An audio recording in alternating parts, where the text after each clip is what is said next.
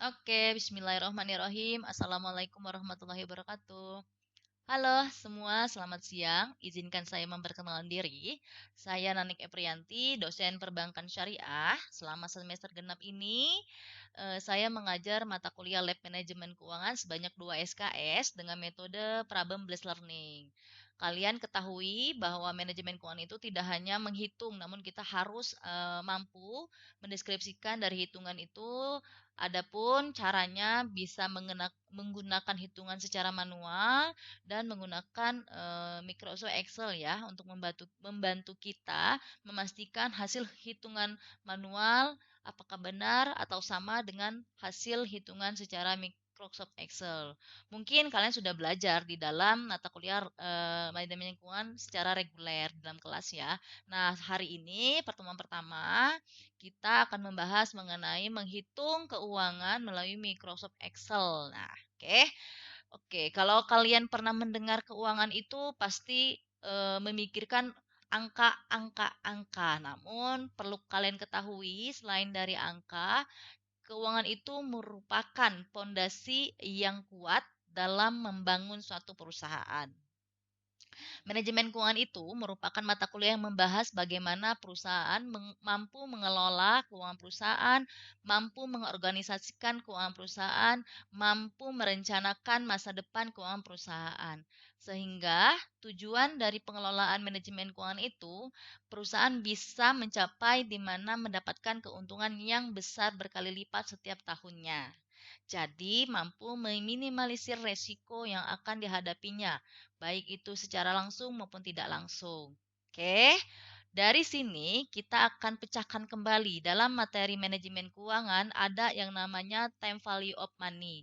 Di dalam time value of money ada 3 bagian yaitu future value, present value, dan anuitas.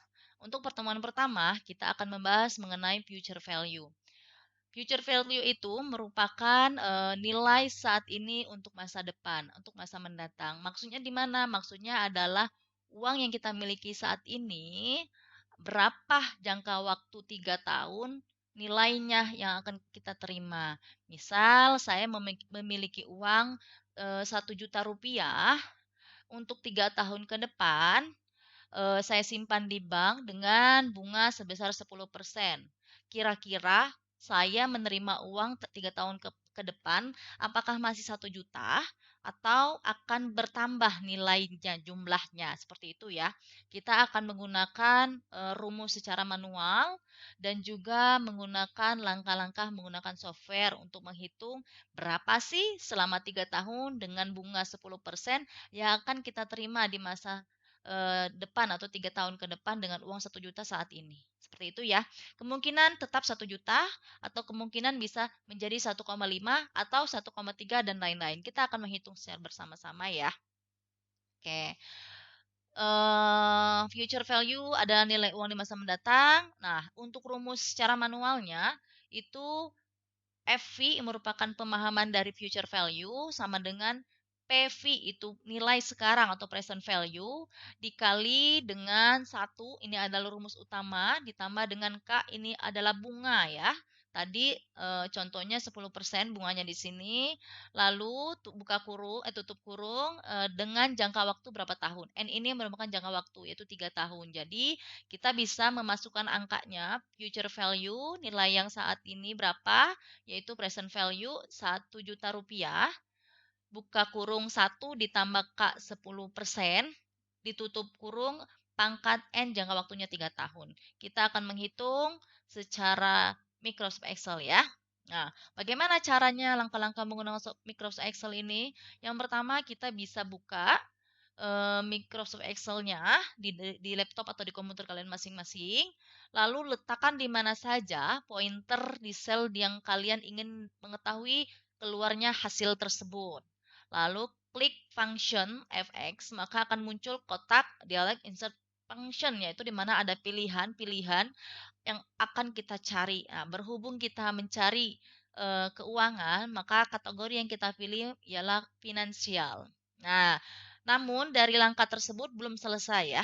kita akan memilih kembali dari finansial tersebut ada beberapa poin-poin, yaitu ada pilihannya future value, present value, anuitas, probability, dan lain-lain. Nah, karena kita ingin mengetahui uang kita saat ini di masa mendatang, maka kita memilih future value sehingga setelah pemilihan itu kita lakukan klik OK, maka akan muncul apa namanya gambar dialog future value. Nanti ada poin-poin yang harus kita isi, di mana tadi eh, rate atau K adalah bunga, ya.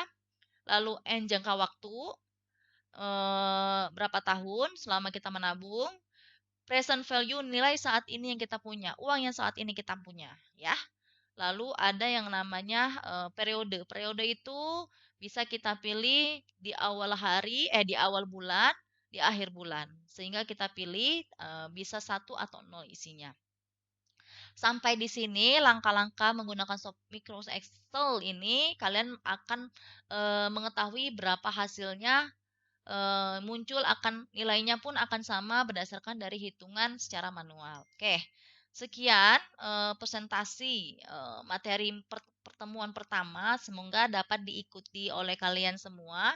Jangan lupa pahami dan ikuti langkah-langkah ini. Insya Allah kalian dapat menginput data menggunakan Microsoft Excel dengan baik sehingga muncul dan dapat mendeskripsikan hasil hitungan tersebut dengan baik. Sekian, assalamualaikum warahmatullahi wabarakatuh.